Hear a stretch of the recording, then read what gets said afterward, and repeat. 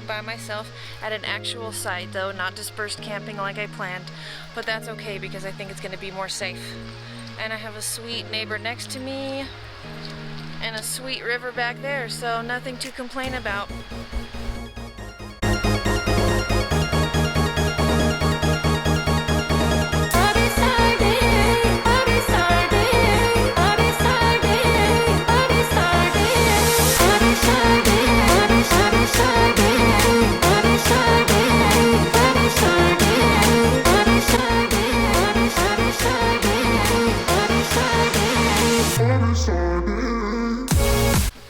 So here's the inside so far.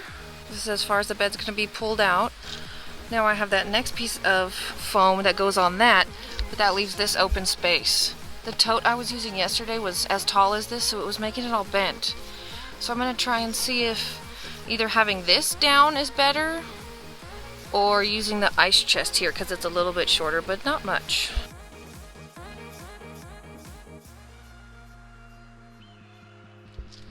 Alright, went with my suitcase under here, my little bag.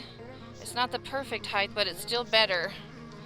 And then I rested it up against the back of my seat, and it feels super sturdy.